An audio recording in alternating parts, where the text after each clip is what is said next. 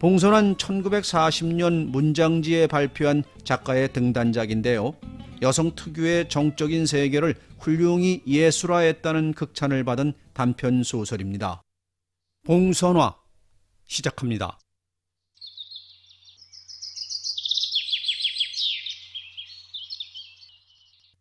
아침마다 아무것도 하기 전에 자리에 웅크리고 앉아 물끄러미 서쪽들을 내려다보는 것이 해경의 습관이었다. 또 그것이 퍽 즐거운 일 중에 하나였다. 오늘 아침도 시간 가는 줄 모르고 뜰 안을 내려다보고 있다. 빨랫줄에 다람다람 맺힌 빗방울이 톡 치면 구슬같이 떨어질 것과 담장 밑 널따란 호박잎에 골떡 꿰인 물을 유심히 보고 있었다. 불과 5평밖에 안 되는 삼각형으로 된 뜰, 그 삼각형으로 된 땅에 한쪽 귀를 북돋아 화단 겸 채소밭을 만든 밭에는 벌레에 빨린 헬쑥한 영양 부족인 듯한 가냘픈 고추와 무가 질서 있게 심어졌다. 옥수수도 5대, 벌써 불그레한 수염이 들이온 걸 보면 꽤 여물어가는 모양이다. 온 봄을 두고 조금씩 솎아먹던 쑥갓이 노랗게 꽃피었다. 담장의 3배나 되는 키 큰 뽕나무 아래 외대의 봉선화가 피어있다. 키가 높지 않은데 자줏빛 실한 대가 굵은 가지를 뻗고 그 위에 쪽쪽 나온 이파리, 붉은 강남콩같이 탐스럽게 송이송이 핀 꽃, 그 꽃빛깔은 혜경이가 좋아하는 색 중에 하나이다. 어렸을 때 헝겊 조각을 모아 싸는 꾸러미뽀색도 저런 색이었고 시집 갈 때 가지고 갈 제일 값들인 하부다의 치마도 흰데다가 일부러 연한 봉선화 빛을 염색한 만큼 세상에 제일 좋은 빛이 봉선화 빛이었다. 혜경은 봉선화가 꽃피기 전부터 몹시 별렀다. 꽃이 피면 손톱에 드려야지. 마음속으로 혼자 중얼거렸다. 그러다가 오늘 아침 다시 유심히 내어다보는 혜경의 눈엔 봉선화의 자태가 더욱 선명히 비쳤다. 이따금 굵은 빗방울이 툭툭 떨어진다. 건너편에서 사람의 소리가 난다. 혜경은 꿈에서 돌아온 듯이 벌떡 일어나 방 안을 휘 둘러보았다.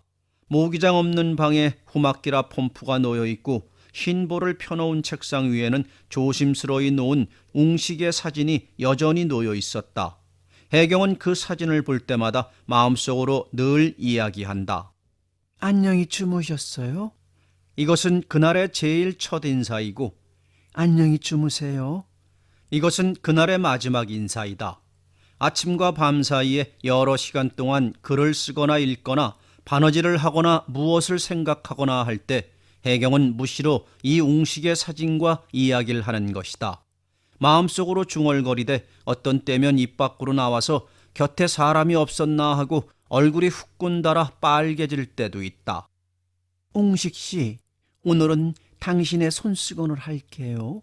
그리고 그 속에 오리지널 향수를 뿌려서 고운 곽 속에 넣어두겠어요. 오늘 아침은 이렇게 중얼거렸다. 예, 혜경아, 일어났니? 어서 아침결에 재봉틀에 마주 앉으려무나. 안방에서 어머니의 말소리가 들린다. 네, 오늘 할 건 많아요. 모시적삼 2개는 해야겠어요. 그러나 오늘만은 손수건도 하고 송곳이 깃을 대고 실 뽑아 하는 냅킨도 몇 개 하고 싶었다. 아마 그는 어머니에게 대답한 대로는 아니하고 저 하고 싶은 것을 하고야 말 게다. 아이 참, 오늘 밤엔 봉선화를 꼭 드려야지. 예, 웅식씨, 나 봉선화 드려도 좋아요? 그리고 혜경은 약혼 금반지에 낀 날씬한 무명지를 만지작거렸다. 또 얼굴이 화끈 달았다. 소리를 낸 것이다. 방 안엔 아무도 없다. 아우, 다행하다. 혜경은 삼켰던 숨을 한 번에 몰아서 휴 내뿜었다. 날이 거치었다. 동쪽들 짙은 보랏빛 나팔꽃이 담장에 주렴주렴 피고 불빛 난초꽃이 더욱 생생하여 보인다. 그 곁에 머리 수그린 새빨간 다알리아 꽃, 타는 듯한 다알리아. 혜경의 마음은 잠시 그 꽃에 빨려 들어가는 것 같았다. 다알리아, 핏빛의 다알리아, 내 마음, 내 꽃, 핏빛 다알리아. 오늘만은 손수건 속에 달리아 꽃잎파리와 함께 싸두었다. 샘같이 맑은 가슴에 타는 듯한 정열을 깃들인 것이 해경의 큰 자랑이었다. 웅식을 행복하게 하려는 그의 마음은 깨끗하려 하고 그리고 자연이 불덩어리 같이 열렬하였다. 내일, 모레, 글피? 이젠 사흘 남았네. 웅식을 기다리는 초조는 컸다. 그래서 거의 날마다 편지를 썼다. 편지를 써서는 보내는 것이 아니라 모아두곤 하였다. 실로 웅식의 존재는 곧 해경의 전부였다. 해경은 혼자 미소하였다. 그 미소는 저 마음 깊이 혼에서 우러나오는 미소였다. 해경의 마음은 풍부하였다. 동시에 빈 그릇과 같이 빈 것 같기도 하였다. 웅식의 생각으로 채워진 마음, 채우고 또 채워도 그래도 빈 듯한 동경의 마음.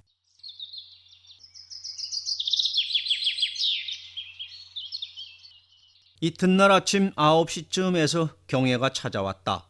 경혜는 여학교 때 제일 친하던 동무인데 지금 일본 어느 전문학교 가사과 3학년에 재학 중이다. 예, 그이 안 오셨니? 언제 오셔? 어? 몰라. 사흘 후에 온다나? 해경은 두 뺨이 화끈했다. 내 방학이 2달만 돼도 네 결혼식까지 볼걸. 에이, 그래 어때?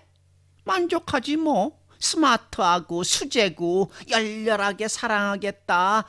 예, 그만둬라. 딴 얘기나 해. 그러나 해경은 속으론 웅식에게 관한 얘기만 하고 싶었다. 경혜가 다녀간 후 해경은 마루에 앉은 채 물끄러미 뜰을 내려다보았다. 봉선화가 어느 겨를에 떨어져 있었다. 서슴치 않고 뛰어내려가서 그 두 송이를 줍고 잎사귀를 더 따서 백반에 다져놓았다. 해경의 마음엔 연암살 되던 때의 옛일이 아스름이 떠오른다. 지금은 만주로 이사해 간 고모가 시집가기 전 봉선화 꽃과 잎을 백반에 다져서는 해경의 자꾸 말랑말랑하던 손끝에 동여주던 기억이 떠오른다. 웅식이가 올 때 역에 입고 나갈 옥색 보일 치마와 흰 모시 항라적삼을 다리느라고 땀을 촉촉히 내면서 마루에서 다림질할 때이다. 전봐요. 하는 소리. 명조 오시착 웅식.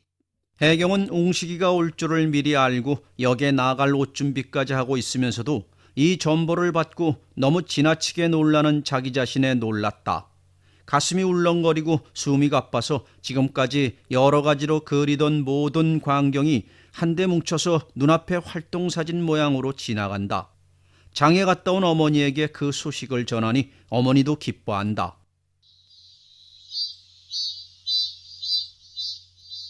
찌는 듯한 볕이 온 뜰 안에 찼다. 헬쑥한 배춧잎이 나부러지고 호박잎도 청 늘어지고 짙은 봉선화 잎까지 빛깔이 엷어졌다. 줄에 걸린 빨래가 투명하게 희다. 강렬한 햇빛은 온 누리의 소음까지도 빨아삼킨 듯 한낮의 정적이 그윽하다. 웅식은 지금 산양선 열차에 몸을 싣고 시모노세끼를 향해서 더위에 시달리며 오리라. 얼마나 더워하실까. 그 흰 얼굴에 촉촉히 내배었을 땀방울과 우뚝한 코며 검은 눈썹의 윤곽이 확실히 떠돈다. 어렸을 때에는 예제하기도 하고 조금 커서는 오빠라고 부르기도 한 웅식. 지금은 아무라고도 아니 부르는 그. 다만 마음으로만 남편 될 사람이오니 하는 그. 아버지도 일찍 여의고 단 하나이던 오빠까지 잃은 해경은 어머니와 단 둘이서 풍파 많은 세상을 슬픔 중에도 무사히 지내왔다. 여학교를 마치고는 전문학교라도 가고 싶었건만 외로운 어머니를 혼자 두고는 차마 멀리로 갈 생각이 없었다. 또 어렸을 때부터 깊이 믿던 웅식이도 집에 있기를 권고했으며 졸업하고 이태 동안 집에 있으면서 바느질도 배우고 음식 만드는 법이며 기타 가사일체, 가사일체라야 두 식구뿐이지만 가사일체를 맡아보아왔다. 한편으로 서적도 많이 보고 감정이 북받칠 때에는 시도 쓰고 감상문도 써서 그동안 천장의 원고지가 이럭저럭 다 없어졌다. 해경은 졸업 전부터 글쓰기를 결심하였다. 웬일인지 쓰고 싶어서다. 자기 재주를 과신한 것도 아니요 쓰지 않으면 아니 될 아무 까닭도 없었건만 그의 풍부한 감정과 넘칠 듯한 지식욕은 창작의 뜻을 붙이게 한 것이다. 그는 여자로서 문단에 이름을 샘날린다거나 무슨 명예를 얻어보려는 것도 아니요 다만 샘솟듯하는 그의 생각을 주체할 길이 없는 까닭이라고 함이 옳을 것이다. 누구에겐지 모르지만 호소하고 싶은 애원에 가까운 심리, 무엇인진 모르지만 꼭 붙잡아보고 싶은 마음, 어딘가 모르게 날뛰고 싶은 생각, 웬일인지 모르나 울고 싶은 기분. 이런 마음이 넘칠 때마다 그는 펜을 쥐고 하염없이 무엇인지 쓴다. 그렇게 쓰는 동안 그는 울적하던 가슴이 풀어지고 순서 없던 머리가 정돈되어 가는 것을 깨닫는다. 최근에 와서 그의 글은 웅식에게 보내는 편지글이 전부이지만 실로 웅식은 혜경에게 있어서 단순한 애인만으로의 존재가 아니었다. 신도 되고 부용도 되고 그리고 애인도 되었다. 산같이 든든한 존재였다. 호소의 상대요 고백의 상대요 전 순정을 바치는 그였다. 혜경은 또한 그 어머니에게 있어 전 생명이었다. 시집 보낼 때의 준비는 벌써 혜경이가 철없어서부터 해두었다. 자기가 시집 올 때 가지고 온 손수잔 10넋의 가는 배치마는 혜경을 주자고 젊었을 때부터 작정했던 것이 그만 좀이 먹고 사가서 작년에 재같이 다 나갔지만 그것을 생각 후 어머닌 두고두고 가슴을 앓는다. 명주실과 배실을 섞은 아랑주 3필과 구숭배 1필, 명주 2필은 어머니가 눈 어둡기 전에 짜서 혜경을 위해 준비해 넣은 것이다. 혜경은 무시로 어머니의 진정에 대해 감사하고 속으로 울었다. 어머닌 오늘도 조각보 만들 잔 헝겊 조각들을 만지작거린다. 어머니가 시쳐놓으면 혜경이가 감칠 것이다. 혜경은 글읽기와 글쓰기를 즐기지만 가정살림을 더 잘할 수 있는 성능을 가졌는지도 모른다. 무엇이나 가정일엔 취미가 깊었다. 장 담그는 법, 떡 만드는 법도 죄다 배워두고 반찬 만드는 것도 자기가 하면 더 맛있는 것 같기도 했다. 밥도 몇십 년 동안 짓던 어머니보다도 물 맞추어 맛있게 되는 듯하였다. 다만 걱정은 늘 적은 밥을 짓다가 시집가서는 적어도 10식구나 되는 밥을 지을 텐데 여기서 할 때와 같이 잘 될지가 문제였다. 그래서 그는 갑산에 있는 외삼촌이 장사일로 해서 간혹 오면 한동리에서 사는 이모까지 청하고 이웃집 덕순네 할머니며 복순네 어머니며 모두 청해서 흥성흥성하게 잔치처럼 차려본 일도 있다. 밥은 많이 짓는 것이 훨씬 맛있게 잘 된다는 것을 혜경은 체험하고 그 후부터는 밥 짓는 데도 자신을 얻었다. 혜경은 어떤 환경에서든지 쓸모있는 여자가 되려고 힘썼다. 자기 자신을 완전히 닦는 것이 얼마나 주위 사람들을 기쁘게 하고 행복되게 할 것을 믿고 더욱 힘썼다. 그릇 한 개 부셔도 그렇고 바늘 한 땀 옮겨 놓을 때에도 정성스러운 소망이 있었다. 웅식과의 사살림이 그림과 같이 떠돈다. 그는 빙그레 웃었다. 혜경의 가슴은 기쁨과 소망과 새 생활에 대한 힘찬 계획으로 가득 찼다. 어딘지 모르게 애수를 띤 그의 성격도 새날이 가져올 기쁨을 생각할 때 명랑해졌다. 그날 저녁밥은 6시 반에 먹었다. 이튿날 아침에 일찍 깰 준비로 저녁도 일찍 먹고 불 켠 채 자리에 누웠으나 좀처럼 잠이 아니 온다. 벽에 걸린 밀레의 만종이 바로 쳐다 보인다. 혜경은 그 남자는 웅식이고 그 여잔 혜경 자신이여니 하였다. 그래, 밭을 사서 둘이 김 매며 사는 것도 재밌을 게다. 요새 같은 폭소에도 굵은 땀방울을 흘려가며 김을 메고 이따금 그늘에 둘이 앉아서 이야기도 하고 얼마나 좋을까? 이런 생각을 하니 혜경은 자기가 밭에서 풀을 뽑다가 누운 것 같아서 흰 천장이 갑자기 푸른 하늘로 변한다. 그리고 구름발이 피어가는 듯하다. 구수한 흙냄새와 훈훈한 풀냄새가 코에 스며드는 것 같았다. 호미자루를 쥔 웅식이가 짧은 쯔봉에 반소매 샤스를 입고 호미를 오른손에 쥐고 혜경의 곁으로 걸어온다. 초콜릿색으로 탄 얼굴빛이 유난히 건강해 보이고 더 믿음직해 보인다. 혜경은 또 방글에 웃었다. 이튿날 새벽 4시에 깬 혜경의 무명지 손톱에는 새빨간 봉선화가 물들어졌다. 살에까지 폭 들여져서 빨고 싶도록 예쁘다. 약혼반지 낀 손가락에만 들인 것은 깊은 뜻이 있었다. 첫째, 그 손가락을 더 예쁘게 한다는 것도 그러려니와 웅식에 변함없는 굳은 사랑을 새겨둔다는 뜻이 된다. 새벽은 평화롭게 밝아왔다. 옥색 보일 치마에 흰 모시 항라적삼을 산뜻이 다려 입은 혜경은 크림만 칠한 얼굴이었지만 맑은 공기에 닿은 두 뺨이 흥분에 불그레하고 생생한 능금같이 혈조가 고왔다. 기쁨에 빛나는 새카만 두 눈이 별과 같이 맑았다. 혜경이가 차리고 나가는 양을 보고 어머닌 내 딸이 장하구나. 내 딸이 잘났구나. 속으로 중얼거렸다.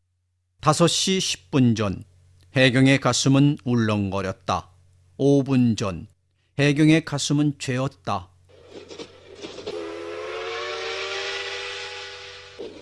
북행열차는 검은 연기를 토하며 긴 뱀같이 구부러져 더블유역에 들어선다. 증기에 푸식푸식하는 소리가 사방에 퍼진다. 혜경은 자기의 흥분을 누가 깨달을까봐 겁났다. 곁에 선 웅식의 누이 동생 옥실이가 부끄러웠다. 옥실이가 혜경의 무명지 손톱을 유심히 보더니 언니, 이쁘게 드려졌어요. 아유, 나도 드리고 싶어. 하고 생끝이 웃는다. 혜경은 속으로 지금 이쪽으로 향해 나올 웅식이도 이 손톱에 주의하려니, 그리고 아무 말이고 이 손톱에 대해서 해주려니, 그러면 나는 부질없지만 그 뜻을 설명하리라고 다시 한번 무명지를 만지작거렸다. 이윽고 웅식인 듯한 사람이 이쪽을 향해 걸어온다. 검은 제복에 흰 백고 모자를 단정히 쓰고 커다란 트렁크를 들고 얼굴은 웃는 듯했다. 그러나 웅식이가 흔히 하는 버릇이 있다. 아주 마음이 만족해서 웃고 싶을 때는 소리를 내서 웃는 것이 아니라 얼굴 근육을 실룩실룩하고 코끝이 벌럭벌럭한다. 지금 걸어오는 웅식의 표정이 꼭 그것이다. 혜경은 기쁨과 부끄러움에 흥분되어 울지도 못하고 웃지도 못하고 고개를 수그렸다 들었다 하며 봉선화 물들인 손톱만 만지작거린다. 야! 하고는 숨이 막힌 듯한 웅식의 음성이 귓가에 들린다. 혜경은 고개를 쳐들었다. 다감한 젖은 눈이 웅식을 우러러본다. 웅식의 시선은 혜경의 얼굴로부터 무명지 손톱에 머물었다. 웅식의 눈에 들어온 혜경의 무명지 손톱은 화인과 같이 그의 심장에 뜨거운 듯 하였다.